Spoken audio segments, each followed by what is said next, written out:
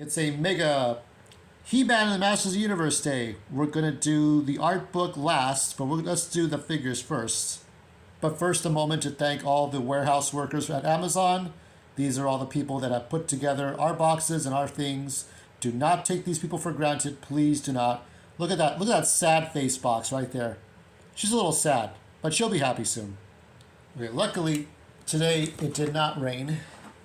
For why would it need to rain? We don't need it to rain. No wind, no rain. I can be thankful for that. So if I'm right, we should have two figures. No, actually just one. Actually just one. Today only one. So this is Prince Adam, of course. This is Prince Adam of 2022. So the original one, of course, looks just like He-Man, but repainted. I remember the commercial so well. He has the same moves as the other figures. I have the Masterverse versions of both He-Man and Skeletor. That is something, right? Look at that. Let me see if we can get a sharper image. That is He-Man. So what does he have? Let's see if we can get a better light. I might have to shine that light better. Let's see. Yeah. That is amazing. He's got a smaller sword than even the traditional He-Man sword, which is a little bit bigger, but not as big as the Masterverse sword. So that's him. All right, are we ready to open? Are we ready for the main event? Let's get to the main event.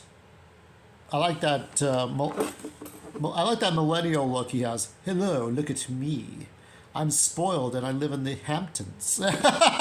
What is with that face? I don't know. The boys like me. I don't know what that's about, but whatever. Here's the second box. Are we ready for the second box? Say yes, because you're fired if you say no. If you're... how does this open? Now, this is important because this book came out just yesterday. I think Evelyn is coming out later on. I'll be waiting for that. Here it is. This is my first time looking at this book because this book is brand new. Let's see if we can get a little lower here and show you. The Art of He-Man and the Masters of the Universe. This is the book for the new cartoon, not Revelation, not that, or Revolution, or any of that stuff. Here we got previews of it. This is what it looks like. Very cool, right?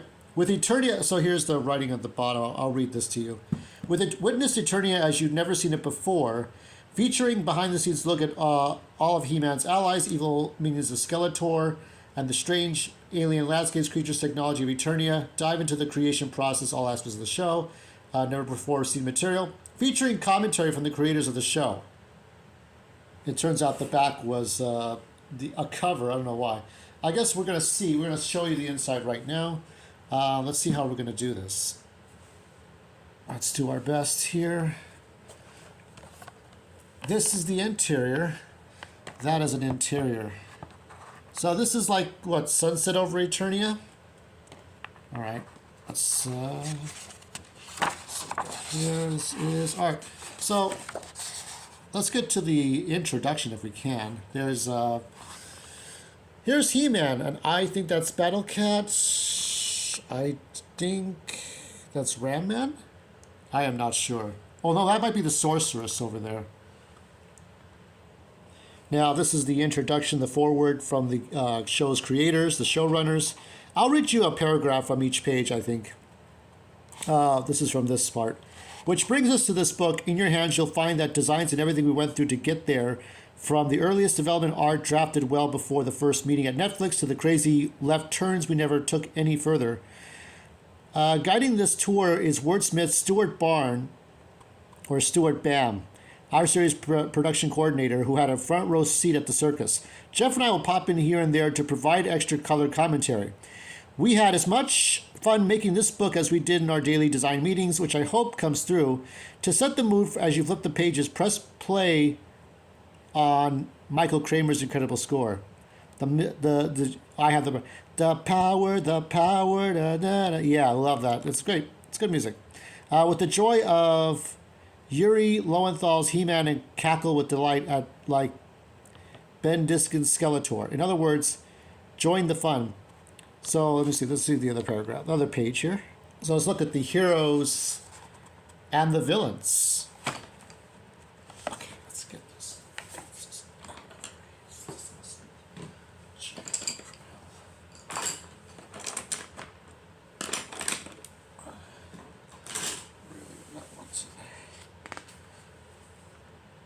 Okay, so here's Adam. Adam of the Tiger Tribe. Tiger Tribe, yeah, he was raised by Battle Cat. I wanted to make this version of Adam less sheltered and privileged and show him discovering and earning his power. That's pretty cool. So in this iteration, we had to reflect and resolve all these roles and responsibilities in Adam. So his clothes are very torn up, disheveled. I think in the figure, let me see, where's the damn figure? Let me see how he looks. So, yeah, he looks sort of like that. Yeah, you can see the stripe patterns. And that's how he looks here. Here's some concepts of him being raised by Cringer, the Cringer tribe. Or Tiger tribe, I don't know what it is. Mark Monroy. I'm just rambling. I'm just looking at this while I'm trying to talk to you at the same time. I like this one here. This one's pretty good. It's got a 2D look. That's the 2D feel, right? That's the way I draw. This looks like The Legend of Zelda, doesn't it? Looks like Legend of Zelda art. Here he is in blue, different shades here. All right, there's He-Man. So, tech and sophistication. So his shield is also a sword, is also a shield. Here's a previous version. This is what he would have looked like before. I wanted all the masters to bear symbols. I'm reading this paragraph up here at the top right. I wanted the masters to bear symbols reflecting their power and their team, leading up to the final design by Jeff and HOC. Opposite was a range of explorations for He-Man and the studios such as Icon, Titmouse, and Flount, as well as artists like Mark Monroy, whose drawing left was the final one used. So here's this guy, right? Here's this version of He-Man, but this didn't work, and this didn't work, and you had some ideas here and there, but it wasn't until you got rid of the H. The H was more made like a sword, so that's what they were trying to do here. They made it a little bit different. Okay, so I'm going to show you really quick. These are the different ones. This is an odd one. I don't know what that one's about. But I'm looking at this for the first time as all of you. A few more art. That's some of the galactic stuff. Here we go. Crass. Now, I don't know who that is.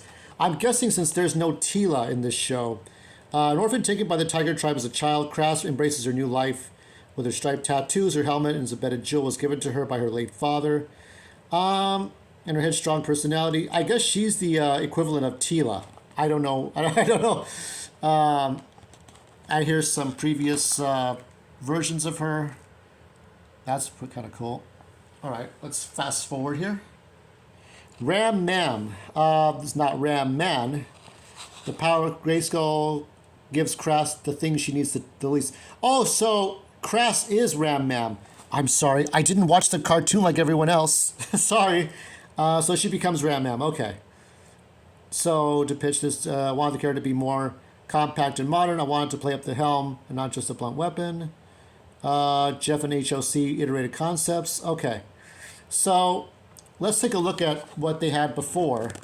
That looks familiar, right? So there's Ram Man. This was the original Ram Man. I am so glad they didn't use this one. Or they would use the guy. I don't think this would have worked out. It would have looked too woke and everyone would have been pissed off. And here are these weird patterns. It used to remind me when my art teacher would say, come up with 10 designs and then we'll pick one from the best 10. Here's some more of her.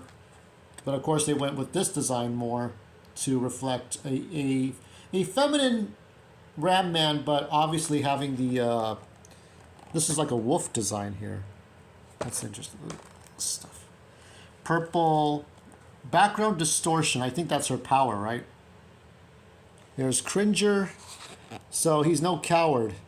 When Rakaz took his claws, Cringer could no longer be a hunter, so he became a mentor to those. So he was declawed. That sucks. His design shows the wear and tear of age of modern wisdom that comes with it. Seemingly weak, there's still power in the shoulders, foreshadowing the Battle Cat to come. Those new claws from Duncan would take care of the rest. Duncan can do anything. What is this? This old man here, or this looks like a cat person. The very first concept sketch of Rob's mentorly take on Cringer, an idea he'd been wanting to explore for years. This Cringer was humanoid, but when he transformed to Battle Cat, the bestial nature revealed himself. So it was going to be a person. That was interesting. Look at this. Look at all this stuff. I know not much about this. Here's Battle Cat. Battle Cat. Combined wisdom of Cringer with Grayskull. So I don't have this figure yet. I'm not sure when I'm going to get this one. But here is Battle Cat. Here are these different versions. This looks more like Beast Wars. Like the Beast Wars Transformers. Like that gray dinosaur that would transform into an Autobot. And there's these Panther versions. Here's a gold version. There's a red version, dark red, crimson, all that. This is Teela. This is Teela. Teela looks fantastic. I like Teela. I like this Teela. This is a different Teela. This is the first time I am seeing Teela. I have never seen Teela before this new version at all. I am like, wow. I am wowed by this book right now. This book is great. So this Teela didn't grow up in the palace and only had her wits and her. I wonder, is there an action figure for Teela? I'm going to try to see if I can get that. To get by her magical mitts, she needed some nods to classic Teela, but with a fresh approach. We struggled so much with her design. When Jeff came on board, Rob and Melanie threw out the old exploration and gave him a blank page. His final sketch on the left blew him away and helped expand the entire aesthetic. So, floating headphones. Oh yeah, she's got to have the magical floating headphones. And so he didn't have any real idea about Teela before. So none of these things. I like this one. I like this one with the numbered jacket. I mean, does this not look like the Legend of Zelda art book we've seen before? There is the Sorceress. Hooray for the Sorceress. This one I have is in the traditional colors. I have this one with the wings, so there's the Sorceress. All right, let's take a look at Sorceress. Eldris, Sorceress avatar is Zor, the Cosmic Falcon. Okay, so here we see her. This is how we know the Sorceress here. We also have her in this design. This is really out there. I don't know what this one is. Valkyrie. Warrior on the field. I think it was important to kind of keep this Wind Waker vibe about her. This is really good. This one is more obvious, more to the original. To embody the universe. So yeah, she's got the universe in her wings. There's more of her design. And let's take a look at the next page, because this is going to be very good. This one is Duncan. And when we say Duncan, of course, we know we're talking about Man-At-Arms. Cronus recognized Duncan's clever mind and adopted him as an apprentice, forcing Duncan to build some of Cronus's more dastardly inventions. Now free to pursue his own interests, the kind-hearted Duncan is a consummate engineer with his wielding goggles. So it's a very different. Obviously, he's not the father of Teela, as we've seen before. Maybe I would think there might be some relation between the two, but who knows? Pauldron. Yeah, this is so great. Pauldron becoming much larger, and the main features of his master form. Orange, green, orange, and brown. Transformation Man-At-Arms. Okay, and here is, these look like Autobots. These are the different ones. This one probably would be closer to what we would expect. And he never had a mustache. It looks like a mustache, but that's not a mustache. And here, of course, is his alter ego, Man-At-Arms. Very much like the figure we see. He has a shielded face. I think Toy Huntress wanted to see a one without the shield face. And here are the different versions, which look closer to the cartoon. More of this, more of this. Let's go ahead and get really, we're going to just gloss through this really quick. To get to, of course, this is Keldor. Now, Keldor does not look like a blue Garnian or whatever he is, right? This Keldor is different. Prince Keldor has always hated his title. He should be king, not Randor. The strong should always rule over the weak. But at Castle Grayskull, he chose the weapon of havoc and doomed himself to a life of glowing red eyes and skeleton hands. So it's the weapon of havoc. It's like, do you pick the Triforce of Power or the Triforce of Wisdom? Chance to explore the origin of Skeletor in ways only hinted at decades before. Well, it wasn't hinted. I mean, we saw in the 2002 cartoon that it was. The trick with Keldor's design was to foreshadow Skeletor's design, but let this dashing regal have his due. So it's different with this one. I don't know if we're going to get a 2022 Keldor figure, but here he is here. It's kind of like Ganondorf, isn't it? Like Ganondorf. Is there more to this? There is, but it is Skeletor. It is Skeletor. And I like the figure that I got for Masterverse series. Here you see a bit purple and blue. This is a nice scene. I'm not sure what it's alluding to. I think there's Snake Mountain over there. There's Snake Mountain. This is great stuff. I do believe this is Skelegod. This is like his final transformation. The chain symbolizes his refusal to let power go. So, he becomes Ganon. He becomes the all-powerful angry god Ganon. And there you go. That's really neat. Cosmic Terror Skeletor. Note, his head is literally the skull facade of Castle Grayskull. What could that all mean? Here we have a hornless Evelyn. No spikes on the ball, or on the or no claws actually rather, and no spikes on her head. Ever since the failed coup 10 years ago, Evelyn has been searching for new sources of power. She hired Teela to search for items marked with Grayskull's power in the hopes of finding the mythical castle. But when she realizes this power will never be hers, she embraces Skeletor's havoc and revenge instead. So here, I guess this is the more CGI version of Evelyn, or Evelyn as they call her now. There is her iconic headdress. Maybe there'll be a version of that in the toys. Look at these wings on her head. That's her new look, the wings. That figure I sent for. This is another concept. I worked backward to make Evelyn similarly compelling but more restrained, whereas Evelyn's hair flows freely. Evelyn's is tightly bound. Evelyn's costume is free and open, showing her bare shoulders and skin. So Evelyn is wrapped in bandages. This is more the kid-friendly. This is the Wind Waker Evelyn. Just think of that Wind Waker music. All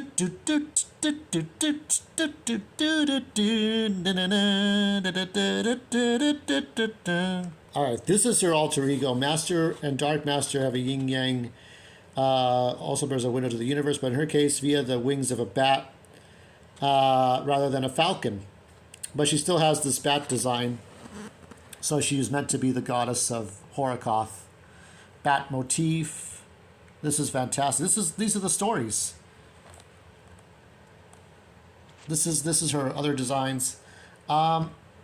She shows some sexuality, but it's not to a great degree. I mean, imagine Link, the hero of the wind, fighting Evelyn instead of Ganondorf. Cronus. Remember Cronus? After Keldor's failed coup, Cronus fled Eternos and worked as a mercenary. His body and tools of his own reflect this and show how ready Cronus is for any situation. He has his knife grenades all within easy reach. So these are the different colors of Cronus. They went for blue, obviously, and then green. And let's see if we can find really quick his alter ego. And there it is. It's Trap Jaw. There's Trap Jaw, everyone. There's Trap Jaw in every single way. And he's able to turn his own body into a weapon. Let's see, that I don't want to hug. Run away from. I don't know how that got there. So these are the different types. And let's see if we got time for, I think that's it for now. So that's it. I'll show you more later. Wasn't that something? That was something to me.